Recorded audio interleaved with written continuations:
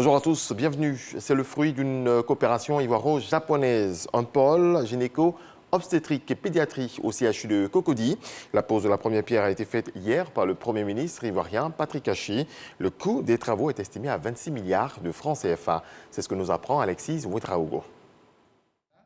Juin 2023, le CHU de Cocody abritera son pôle mère-enfant. Un bâtiment R+3 regroupant diverses spécialités. Objectif, réduire les taux de mortalité maternelle et infantile.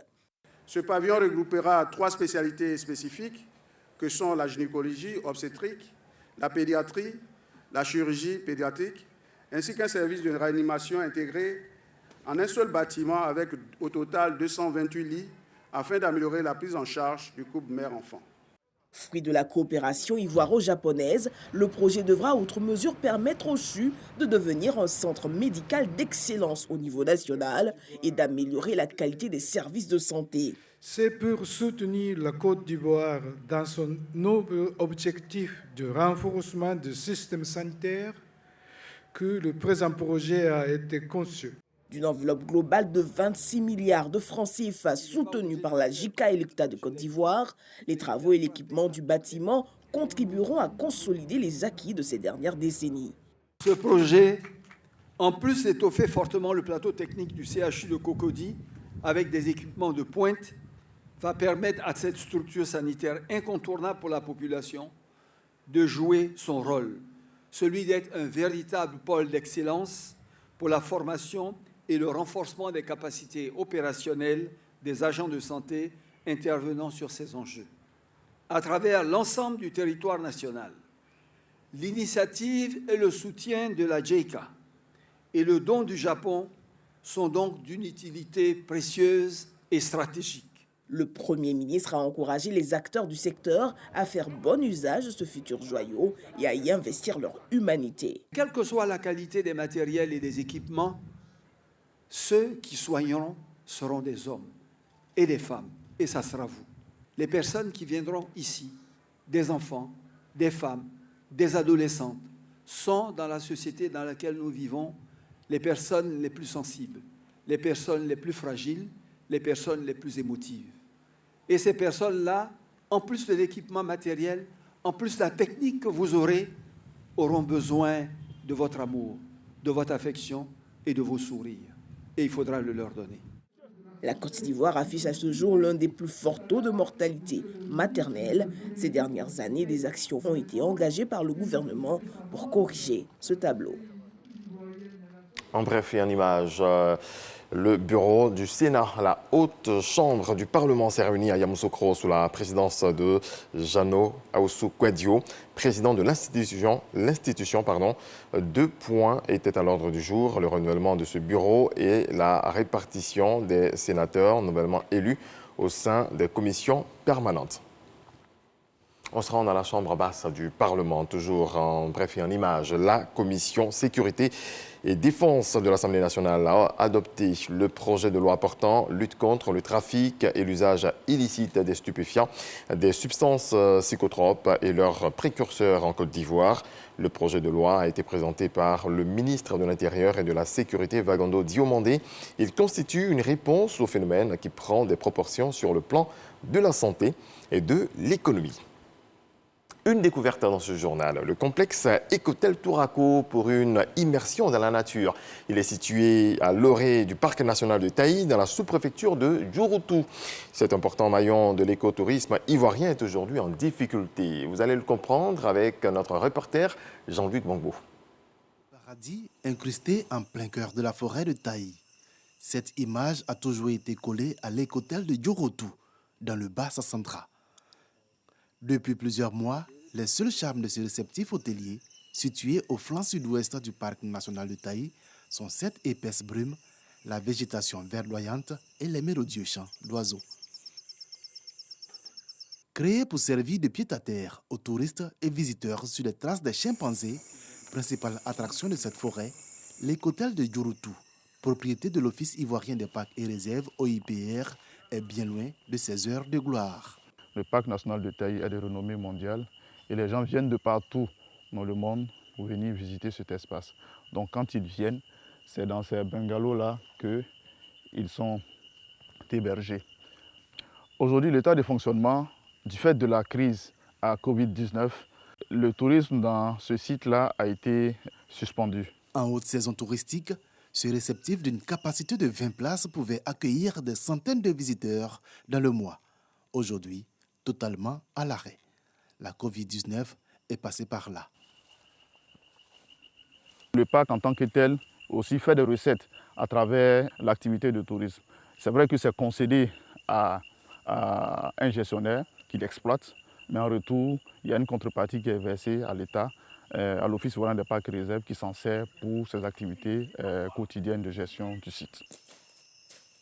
Manque à gagner pour le parc, mais également pour les populations riveraines, comme Liliane, femme de chambre. Ça va Lily? Et la journée, comment ça commence? Oui, ça commence bien. D'accord.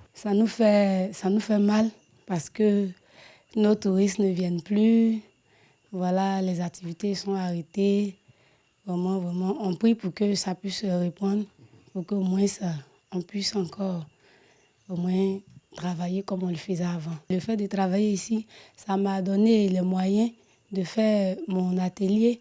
Aussi, ça m'aide à aider mon conjoint à s'occuper de la maison, des enfants. Le temps que l'activité puisse être officiellement déclarée ouverte et que les visites puissent reprendre, voici un peu l'activité auquel nos braves frères qui vivent ici dans la localité peuvent s'adonner pour maintenir le site vraiment dans un état assez bon. L'écotel emploie au total 4 personnes qui s'occupent de l'hébergement des touristes, mais également une dizaine de guides. Voici ce qu'il reste de leur logement après l'arrêt des activités. Du fait que l'activité touristique est complètement arrêtée, ces bâtiments-là ont pris un coup et le concessionnaire s'apprête à venir réhabiliter tout ça. Il compte rouvrir l'activité touristique au mois de décembre. Les travaux de rénovation sont attendus avec impatience par les responsables du parc. Depuis 2018, ils ont confié la gestion des infrastructures de l'écotel à un professionnel privé du tourisme. Quand l'activité touristique n'est pas réalisée, n'est pas menée à bien par le concessionnaire, nous, on est obligé d'envoyer des agents toujours présents dans les zones où les animaux sont habitués à la présence humaine. C'est la zone de recherche, on est toujours obligé d'être là. Une impatience et une pression sur le concessionnaire qui s'explique par le programme d'habituation des chimpanzés à Djoroto à la présence humaine et qui les rend particulièrement vulnérables. Les animaux sont habitués aux hommes. Un braconnier qui se retrouve au milieu de ces animaux, mais il fait un carnage tout de suite, sans fournir d'efforts. Entre 2014 et 2018, le parc national de Taï a enregistré 1008 visiteurs. Selon le plan d'aménagement et de gestion du parc, le maintien de l'activité touristique pourrait rapporter plus de 22 milliards de francs CFA par an. Des recettes propres qui auraient vocation à croître sur le long terme.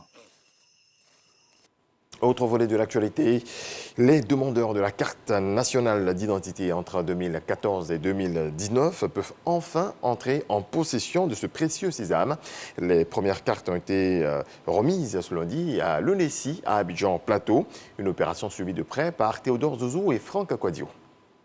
Office national de l'état civil et de l'identification de Côte d'Ivoire, ONESI, au Plateau. Mamadou fait partie des 20 000 demandeurs de la carte nationale d'identité de 2014 à 2019 qui attendent le précieux sésame. Il vient régulièrement ici s'informer. Je suis venu pour une réclamation. Ça fait bientôt 2 ans, il n'y a pas encore reçu ma carte. On me demande d'aller voir sur le site de l'ONESI. Le site demande traitement en cours. Donc on attend toujours que le traitement soit confirmé. Certains pétitionnaires sont plus heureux. Ils sont de la nouvelle vague d'enrôlement, celle de 2020, venue pour la vérification. Quand le pétitionnaire dit qu'il y a une erreur sur sa carte, nous on prend en compte sa préoccupation. On fait la photocopie du récépissé, on prend la carte et on remonte les informations. Une lueur d'espoir ce jour pour les enrôlés de la vague 2014 à 2019 inclus. 10 000 cartes sont enfin disponibles sur un total de 20 000 grâce aux guichets spéciaux qui permettent de reverser ces anciens enrôlés dans la nouvelle vague, celle de 2020, sans payer à nouveau les frais. La remise officielle est faite par le directeur de l'ONESI. Je suis très contente Parce que j'ai attendu ça très longtemps. Je n'arrive pas à voyager. J'avais tous les problèmes. Maintenant, je suis libre d'aller chercher mes marchandises à l'extérieur. Je peux voyager, faire mes activités correctement comme ma femme. L'objectif de cette cérémonie ici est de remettre les premières cartes aux Ivoiriens concernés par les guichets spéciaux. Il s'agit ici de pétitionnaires qui sont fait enrôler donc la carte orange, mais aujourd'hui qui sont transitionnés vers le nouveau dispositif d'enrôlement pour la nouvelle carte nationale d'identité biométrique. Et donc c'est aujourd'hui chose faite et ce processus va donc se poursuivre jusqu'à ce que nous ayons satisfait l'ensemble des Ivoiriens concernés. Le directeur de l'ONISI rassure les populations de la disponibilité des cartes. L'obtention sera progressive. Il invite alors les non-enrôlés à s'engager, car à partir du 31 décembre 2021, les cartes orange ne seront plus valables. Le Maoulid, la fête marquant la commémoration de la naissance du prophète Mahomet, se tiendra dans la nuit du dimanche 17 au lundi 18 octobre 2021, suivant la déclaration du COSIM, Conseil supérieur des imams, des mosquées et des affaires islamiques. Le Conseil supérieur des imams, des mosquées et des affaires islamiques en Côte d'Ivoire, COSIM, informe la communauté nationale que le Maoulid, commémoration de la naissance du prophète Mohammed sallallahu alayhi wa sallam, sera célébré, Inch'Allah, en Côte d'Ivoire dans la nuit du dimanche 17 octobre 2021 au lundi 18 octobre 2021. Les imams souhaitent bon Maoulid à toutes et à tous. Dans le reste de l'actualité, le Congrès américain a accepté hier de relever temporairement le plafond de la dette des États-Unis jusqu'à la fin de l'année, offrant un répit à la première économie mondiale avant une nouvelle bataille politique qui s'annonce féroce pour éviter un défaut de paiement. Et puis, 13 ans après avoir été autorisées à intégrer la police, les femmes coïtiennes vont pouvoir devenir officiers dans l'armée. Un décret devrait être publié d'ici 2 jours et le premier groupe de militaires comporte entre 100 et 150 femmes. Au Koweït, c'est une avancée de plus pour les femmes qui ont le droit de vote et peuvent se présenter à des élections depuis 2005. Point final, excellente journée à toutes et à tous. Paix dans vos foyers.